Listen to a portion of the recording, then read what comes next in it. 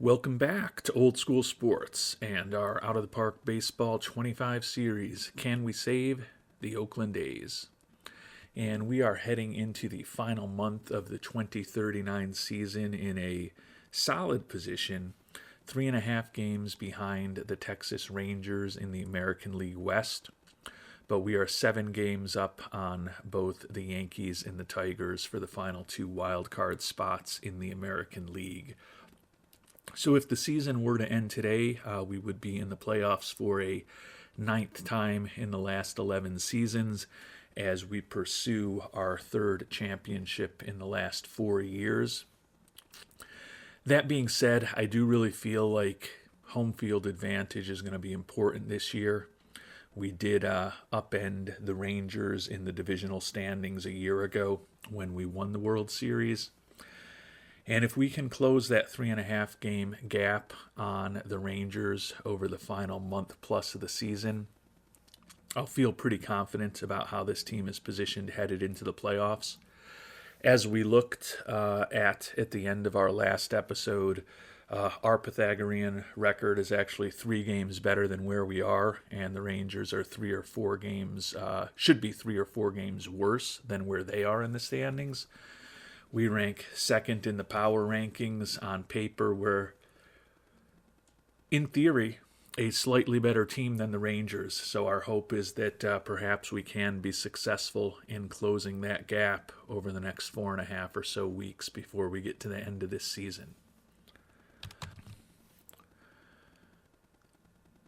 And with September roster expansion, we've brought 4 players up onto the Major League roster to fill out the 30-man rosters that we allow in September in this futuristic baseball world. 3 returning players and 1 newcomer.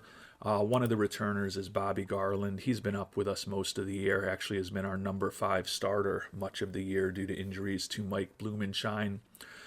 But the left-hander very conceivably is in his final go-round with us this year. The 28-year-old has been our 5th starter for most of the last 3.5 seasons, but he's always been a guy who's either come in when someone else has failed, and on occasions he's been a guy who's lost that 5th starter role when he hasn't been as successful. That's more the case a year ago, and now this year with Blumenshine coming back. But he's been a below replacement level pitcher when all is said and done this year, and set to make about $3 million next year in arbitration. Hopefully we'll get some good production from him out of the bullpen over this last month of the season, but he could certainly be pitching for his long-term future, or more accurately, his short to medium-term future in Oakland over this next month of the regular season, and then possibly into the playoffs. And I say possibly not because I doubt that our Oakland A's are going to make the playoffs, but it's very conceivable that with a 12-man pitching staff that we typically run with in the playoffs due to all the off days, that Mr. Garland won't be among those top 12 unless we have some injuries. The one addition who will be making his major league debut is the right-hander Federico Arriola. 2nd-round pick of ours 5 years ago in 2034. The 22-year-old is the number 75 prospect in baseball. Pretty interesting pitching profile. Certainly could see him competing for a spot in the rotation next year.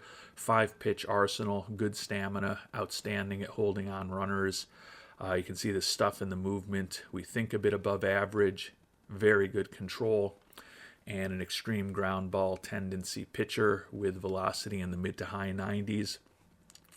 A lot to like about Arriola. I know that some of you have been wondering about signing either Arriola or Ernesto Comunez to long extensions. Both of these guys seem to know that they are going to, if they stay healthy and perform, be very highly paid pitchers in the future. So unfortunately, it doesn't seem like there's any real discount to pursuing long-term contracts with them right now. Arriola has had a little bit of a weird year in AAA.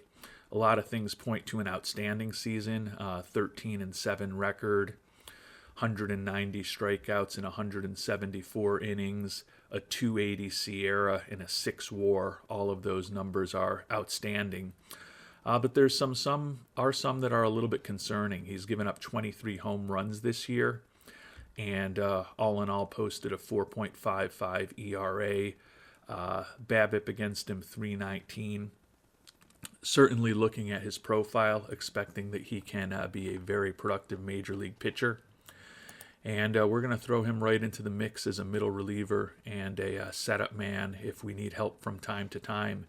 And hopefully the additions of the lefty Garland and the righty Arriola will help our very strong pitching staff perform even better down the stretch of this season.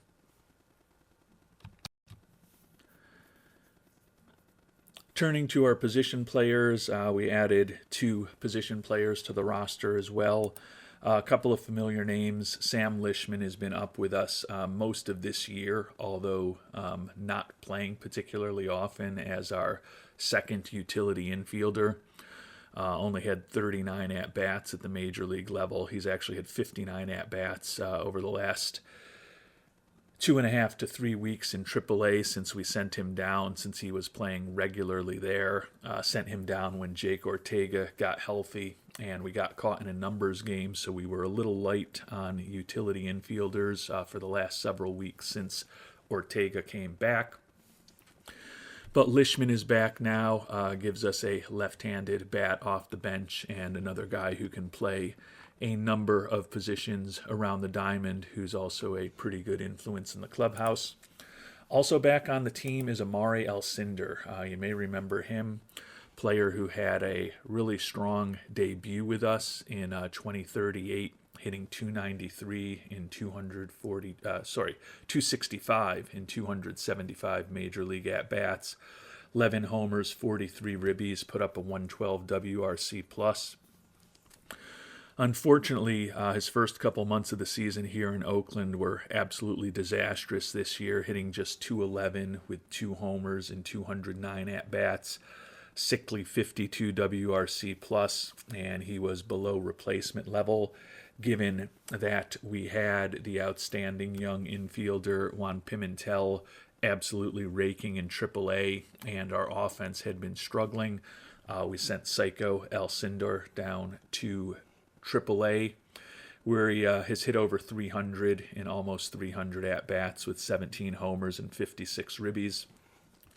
So certainly not much for the 25, soon-to-be 26-year-old left to prove at the AAA level. He's also a guy that we did sign to a contact extension when he was very young, envisioning that he would become a pretty important part of our future. And when we look at his batting profile, we still hope and expect that will be the case. But this is a contract that could turn into one that's a little bit problematic if he continues to hit the way he hit this year in the majors rather than the way he did a year ago. He's not going to have regular playing time, but with Alcindor and Lishman on the roster, definitely have a lot of versatility as far as pinch hitting among our infielders and using defensive substitutes when we've done that. One other move that we have made recently, we swapped Darnell Selvey and Sergio Palomares. Palomares was playing center field for us against right-handed pitching, and he just hasn't hit incredibly well this year. The batting average only 237. Now, that being said, he still does have a 3.2 WAR. He's incredibly effective on the bases with 32 stolen bases and 37 tries, and he is a good, solid defensive center fielder. But the youngster Selvey, only 23 years old, still has some room to improve, and he's put up a 139 WRC plus with the majors for us this year. So the thought is to get Selvey a little more playing time against right-handed pitching. And we've still got Palomares on the bench to come in as a late-inning defensive substitute there. Do want to continue ensuring that Palomares gets at bats, though, so he is going to be playing against left-handed pitching.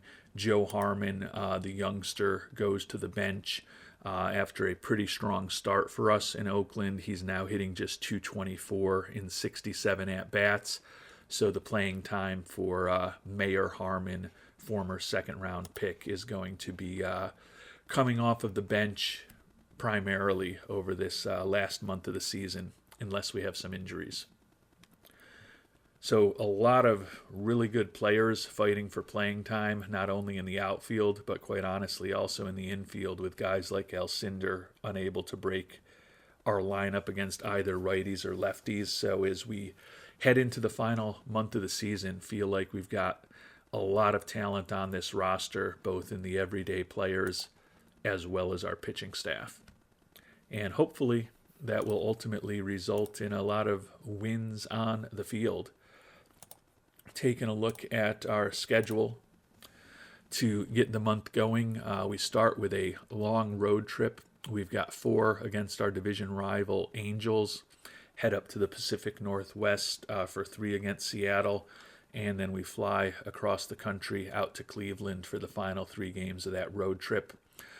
Before we'll be back, and you can see finishing off with a lot of games in the division. 7 games at home against the Mariners and the Astros. Then we head out for the final road trip of the season, 3 at Texas and 3 at the Angels. Those games against Texas could be critical.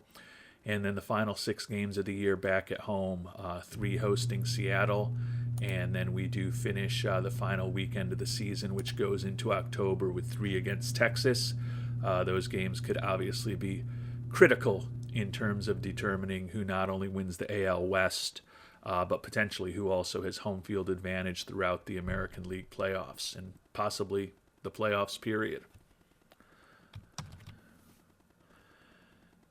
And when we think about this 10-game road trip to begin the month of September, the scheduling doesn't work out horribly for us. The Angels and the Mariners, the first 2 teams that we're playing, are the worst 2 teams in our division.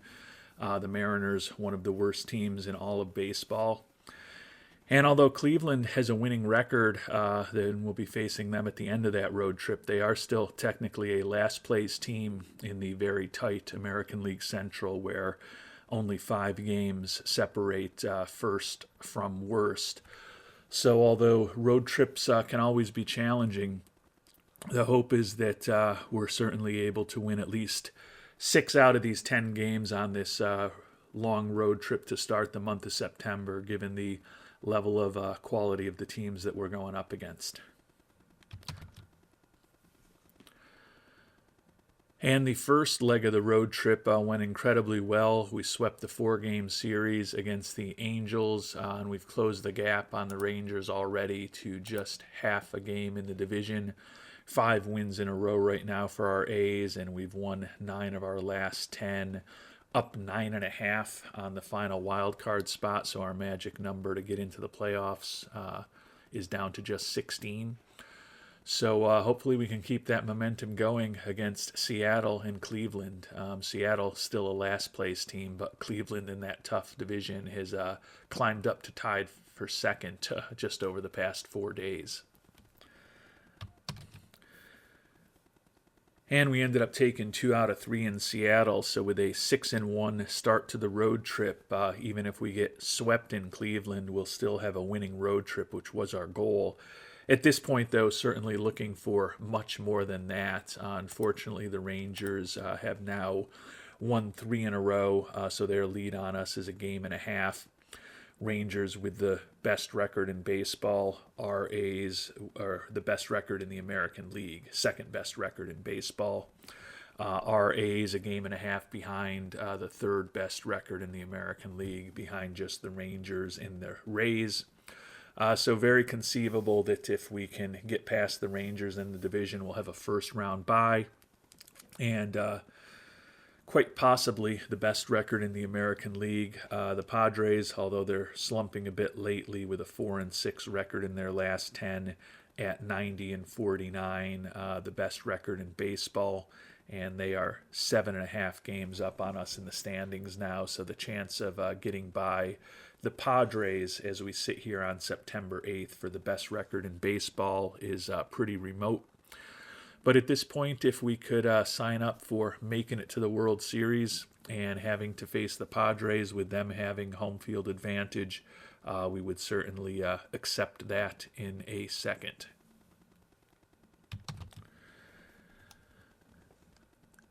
And we ended up taking 2 out of 3 against Cleveland, so an 8-2 road trip is certainly an exceptional result. We've got the big series at home coming up this week against Seattle and Houston in the division. Although we have that 8-2 road trip and we're taking care of our business, the Rangers are back on track. They've won 6 in a row at this point, so we've actually dropped 2 games to them over this past week, even though we had a 4-2 week. But we are lurking behind them, as we talked about at the outset of the episode. We've got 6 games left with them, 3 on the road, and then the final 3 of the season at home later this month and into October. 10.5 up on the final wild card as we sit here in mid-September. Our magic number to clinch a 9th playoff berth with the A's over the course of this run in OOTP 25 is down to 9 at this point. Alejandro Landin continues to lead the American League in homers, 2nd in OPS, and 3rd in batter WAR. Still no pitchers of ours among the top in baseball, as Steve Genus of the rival Texas Rangers looks posed to win a 6th consecutive American League Cy Young Award. Over in the AL East, the Rays have been struggling, lost 5 in a row, 1-9 in their last 10. They're still 7 up on the Yankees, which just shows what a great start the Rays had for much of this season. But we are now a game and a half ahead of the Rays in the standings. So if we can get by the Rangers, we will most likely have home field advantage for as long as we're alive in the American League playoffs this season. And fortunately, things came together very well on our homestand. Won 6 out of 7, took 2 out of 3 against Seattle, and then we swept 4 games against Houston. So as we head into the final couple weeks of the season, with 5 wins in a row and the Rangers having lost 3 in a row, we have moved into first place in the AL West. As we noted, 6 games left against the Rangers, including 3 on the road coming up right now. So certainly don't have the division clinched by any stretch of the imagination. But we're a game ahead of the Rangers in the division, as we said, and their magic number to get into the playoffs is just 2. So we will likely clinch a playoff spot over the next couple of days. The AL East remains incredibly interesting. The Rays aren't playing quite as bad with a 4-6 record over their last 10. The Yankees are streaking, though, 10-0 record over their last 10, but they are still 5 behind the Rays, who have the benefit of that outstanding start to their season. Taking a look at the schedule for the last road trip, those 3 games at Texas are critical, even though we're on the road. If we can take 2 out of 3 there, that'll be a big step forward. Would love to leave Texas with a 2-game lead in the division. And then after that, we've got 3 against the Angels before we come home for the final series, the final homestand of the season.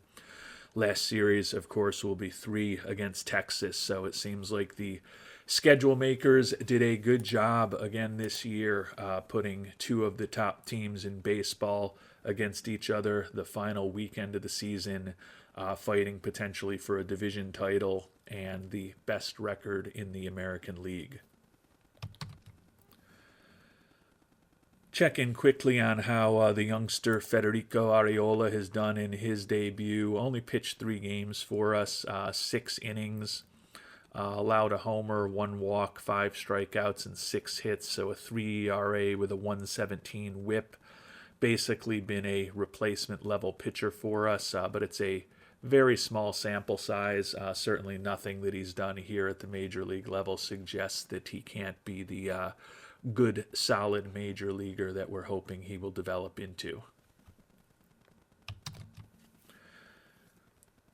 And one other guy we'll check in on is the franchise, Jake Ortega. And he missed most of the first 4.5 months or so of the season, but back in the lineup regularly over the last month or so, hitting .311 on the year in 167 at-bats, 16 doubles, 6 homers, 31 ribbies. He's stolen 11 bases, OPS of 936, and a WRC plus of 153. 2.2 WAR for the two-time American League MVP in those 43 games that he's played. So even though he is wrecked physically and struggling to stay in the lineup, when he is in the lineup, he still has been a very effective offensive player, which coupled with his outstanding speed and his outstanding defense is why his nickname over the last several years has been the franchise. Perhaps we'll need to, in the offseason, go into commissioner mode just to officially make his nickname the franchise. And that showed how often I play around with commissioner mode, because when I saw the editor screen right here, can even change nicknames when you're not in commissioner mode. So Jake Ortega is now officially, according to OOTP, known as the franchise. Let's hope he can help us beat Texas and maintain our lead over them over these last 2 weeks of the season, and probably even more importantly than that, stay healthy and well for a potential at a long playoff run for the A's this year. Good news and bad news. The good news is that we have clinched a playoff spot. The bad news is that we lost the first game of the series to Texas, so we are now in a flat-footed tie with them. Steve Genus, who we were talking about earlier, got the W, 21-4 with a 2.33 ERA and 288 strikeouts this year as he, as we talked about earlier, tries to win a 6th consecutive AL Cy Young Award.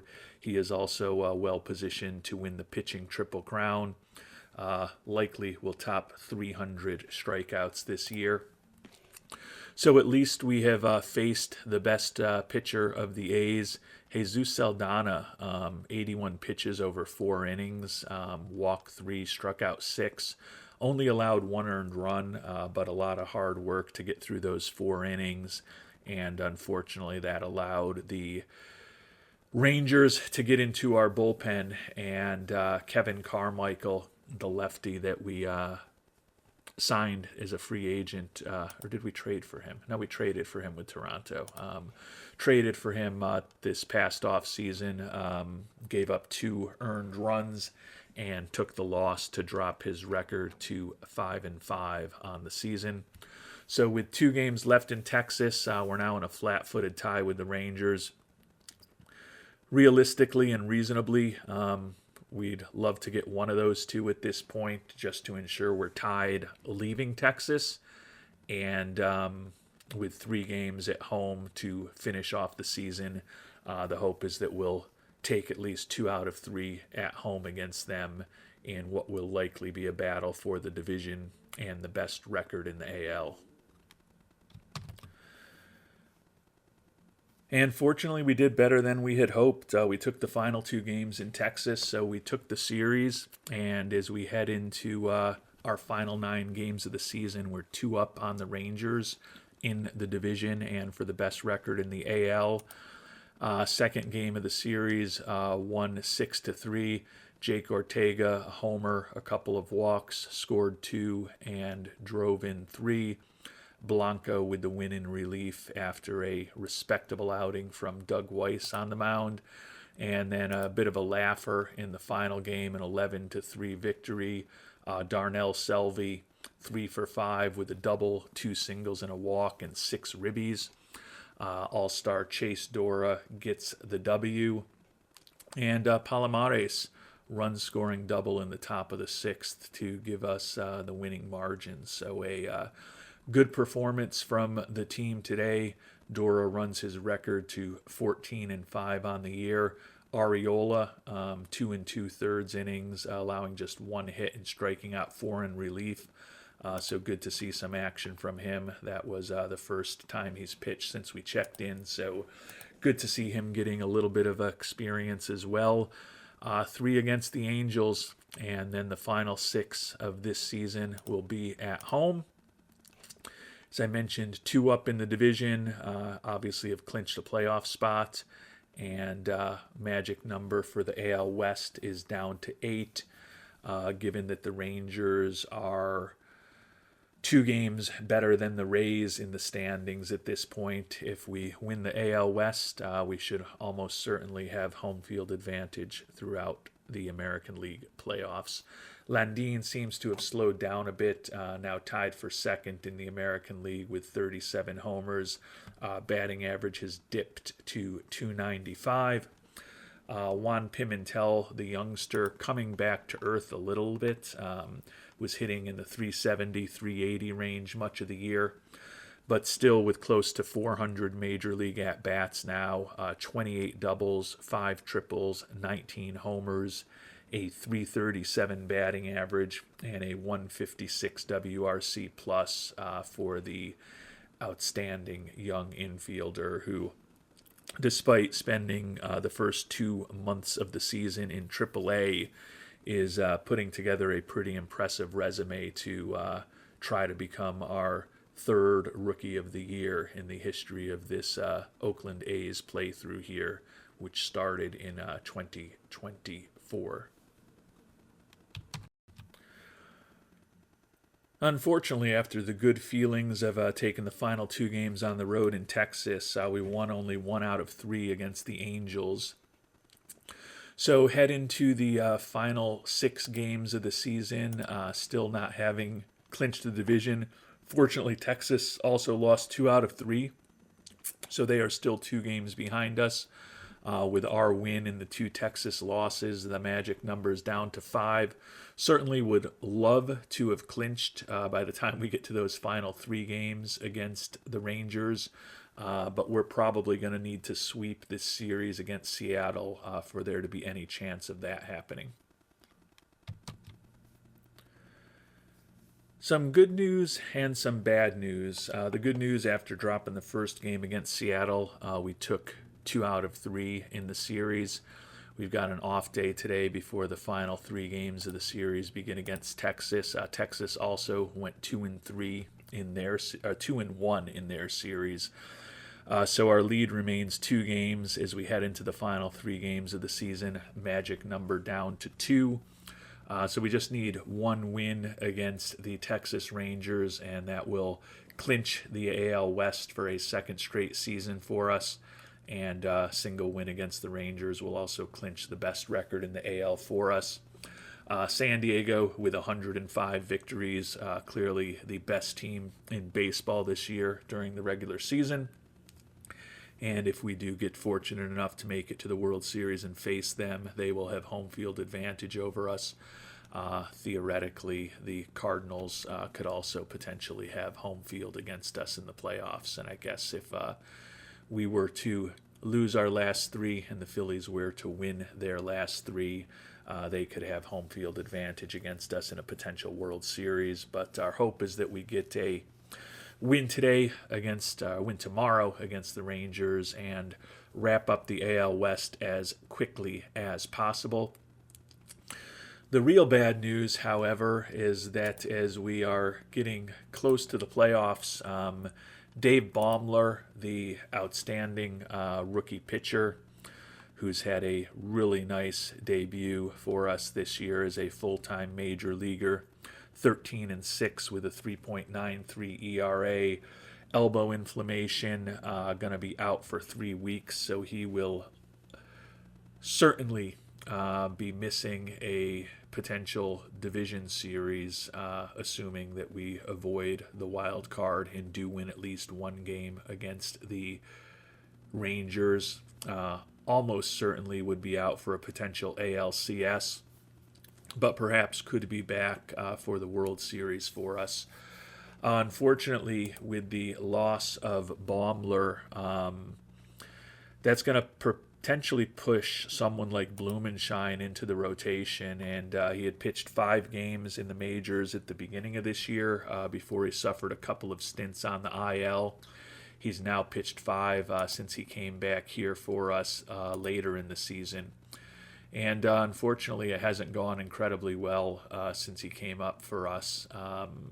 Did finally win his first game 4 days ago against the Angels, but his ERA when he joined us in the majors was 5.47 through his first 5 starts of the year, and over the last 5 starts, it's actually creeped up a bit to 5.66. So what we are going to do is put Baumler on the IL, obviously look to AAA for perhaps another pitcher or another player on the 30-man roster. But we are going to plug Federico Arriola into that 4th spot in the rotation. So unfortunately, with just 3 games left and the fact that actually we won't put him in the rotation as I'm thinking about it, I was not doing the math correctly, and we do only have 3 games left. So given that Baumler just pitched today, Arriola, no need to put him in the rotation. But he has been pretty effective this year. Now 6 games in the majors, 13 2/3 innings with a sub-2 ERA.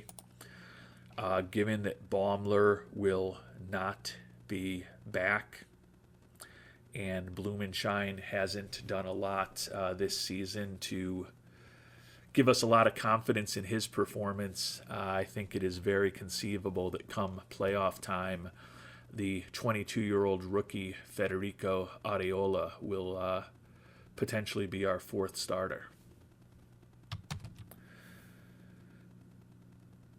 And to replace Mr. Baumler, we brought up another one of our top pitching prospects, Ernesto Comunez, number 88 prospect in baseball, only 21 years old, international free agent signing from 2035, and he has made a meteoric rise through our farm system. Was a very impressive 15-1 with a 2.75 ERA for us at AAA Las Vegas this year. Did have some injury issues, great personality, and think that he will ultimately be a pretty effective major league starter. Maybe not a top of the rotation guy, but certainly a guy who we have high expectations for. And even though he's only 21 years old, given the injury to Mr. Baumler and the fact that Arriola has just pitched 2 days in a row and is exhausted at this point, we're going to give Comunez a chance to potentially pitch us into the playoffs. If we don't win today against Turpin to clinch that spot, Comunez will likely be going tomorrow, although with the, or I guess the day after, it is the off day today, but hopefully you get what I'm saying. Comunez potentially going in game 2 of the series, although with the off day today, we may end up going with another one of the guys. At the very least, hopefully we'll have things clinched by game number 162 and can potentially give Comunez his first start in the majors in a low-pressure situation. And with the off day, our rotation has adjusted as we try to clinch a playoff spot, we've already clinched a playoff spot, as we try to clinch the AL West and try to clinch the best record in the American League.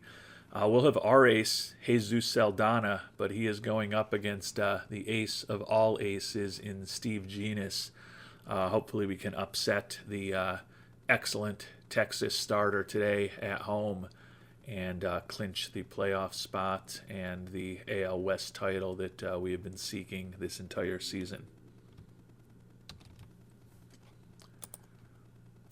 Go ahead and finish today, and the job is done. 3-2 victory. Take a look at the box score. Rangers jumped out with a run in the second, traded runs in the sixth, and then 2 in the eighth, double by Pimentel, and then a 2-run home run by the franchise, Jake Ortega, to push the A's to a second consecutive AL West title. Genus, not surprisingly, was excellent. 4 hits, 1 walk, 9 strikeouts, and only 1 earned run over 7 innings. We got to Juan Padilla, the reliever, to get the victory. Saldana was certainly solid. 5 hits, 2 earned runs over 5 innings with no walks and 10 strikeouts. Got an inning of perfect relief from Arriola. And then the outstanding stopper, Mike Orozco, with 3 innings, allowing just 1 hit while striking out 4 to earn the W and push the Oakland Athletics to that division title. So now in a great spot at 97-63 with 2 games to go. We have clinched the best record in the American League, and there's not really much left for us to play for. So we are going to ensure that we give the youngster, Mr. Comunez, his first start of the season. Looking at the AL Rookie of the Month, Juan Pimentel. We talked about him as a candidate for Rookie of the Year, despite not making his debut until June. And he just won AL Rookie of the Month for September.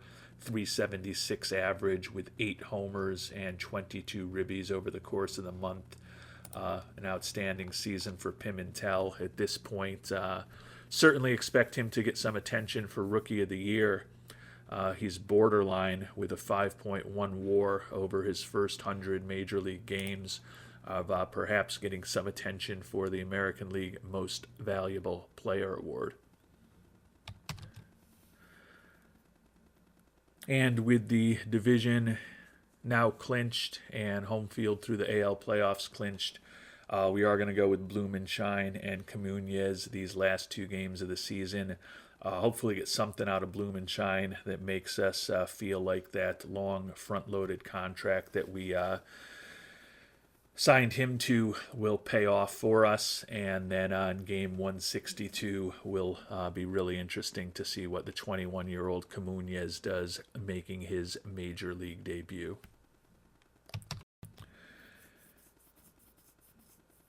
And we did win game number 161. The Rangers with 3 in the third. We came back, or with 1 in the third. We came back with 3 in the fifth, but they tied things up late. Before a 2-run home run in the bottom of the 10th by the catcher Mendoza put us to the victory. Blumenshine, although he was not involved in the decision, pitched one of his best games of the season, so a nice way for him to finish up the year. Honestly, might make us reconsider whether he ends up being the 4th starter in the playoffs, depending on what Comunez does tomorrow. But 6 hits, no walks, 9 strikeouts, and only 1 earned run for Blumenshine in relief. Blanco and Huntley each gave up a run over the 2 innings that they pitched, but do end up with the hold and the win. Also a blown save for Huntley. He has definitely been struggling and cold of late. Guess we can take a quick look at the pitching, and doesn't look like Huntley is cold anymore, so that's positive as we head for the playoffs, but certainly has not been as sharp as he was a year ago when he was the Mariano Rivera Award winner in the AL.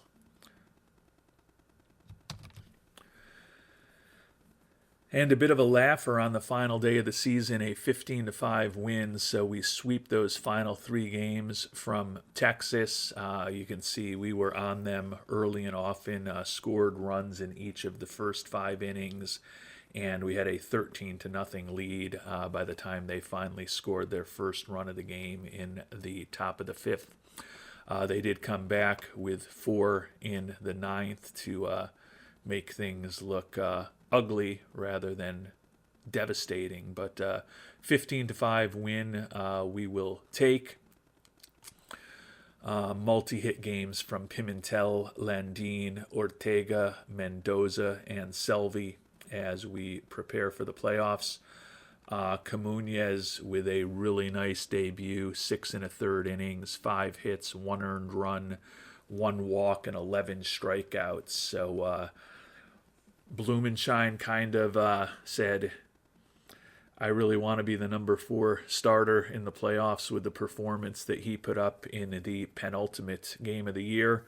And then Camunez came out making his major league debut and said, hold my beer, when he went out and had an even better effort.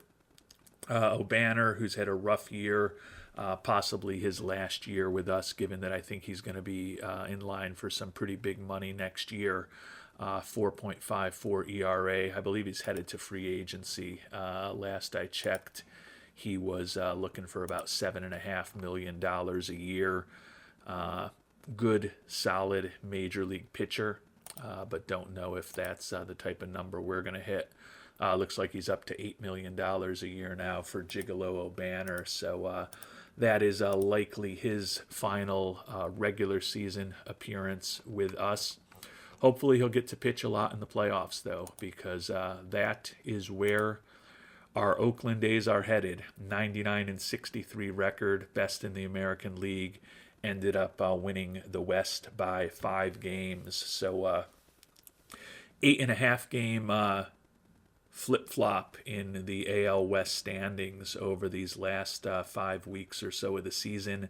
So a fantastic finish to the year for our Oakland A's.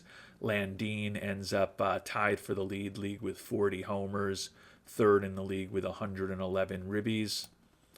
And when all was said and done, pretty darn good season. 99-63 record, ended up just 1 below Pythagorean expectations. Should have been a 100-win team, but we closed a lot of that deficit between our numbers and our record in this month of September, when we went a brilliant 20-7, followed off by an undefeated start to the month of October.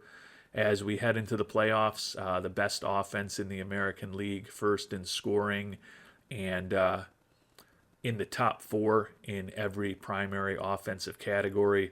Also a good base running team, a good defensive team, and 3rd in the American League in runs allowed this year. Top 5 in all of the pitching categories except for home runs allowed, where we were the middle of the pack. So a really fine 2039 season here for our Oakland Athletics. We're going to get some time to rest now before a potential divisional series matchup.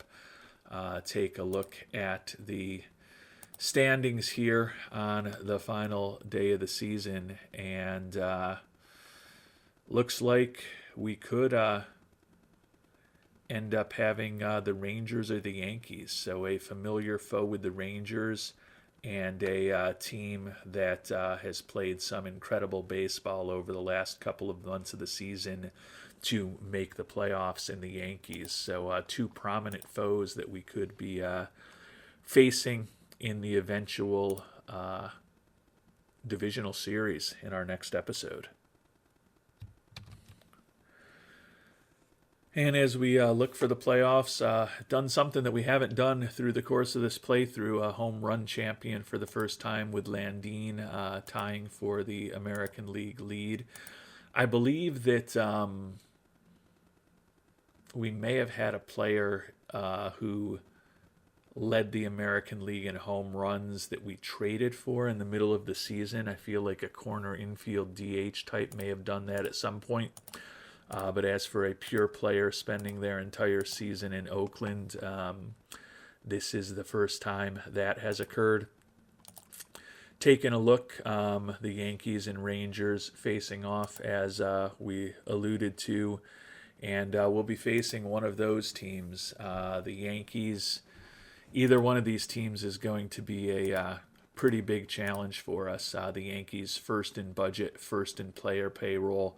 Obviously a huge market team, and as we have talked about, the Yankees have really turned things around over the course of this season. Had a good start in April, but then they had a losing record in May, losing record in June, and were only .500 in July. But 18-9 in August, 19-7 in September, and 3-0 in October. So they are playing some of the best baseball in all of baseball at this point. And of course, the other team that we will potentially be facing in the divisional series are our division rivals, the Rangers, fourth in budget, fifth in payroll. And when we take a look at their team statistics, only 500 in the month of September as we got by them in the standings, but still a big market team with a lot of money to spend. So going to be a great challenge for our Oakland A's in the divisional series, regardless of who we end up facing. But we will have the home field advantage, and we've won our last 5 games against the Texas Rangers at this point, sweeping that final homestand of the year and taking the final 2 games on the road against Texas a couple of weeks ago. So if the Rangers end up being who we face, we should have a lot of confidence, and as I said, we'll have home field advantage. We will find out how the playoffs go in our next episode. Until then, thanks so much for watching, and hope you have a great day.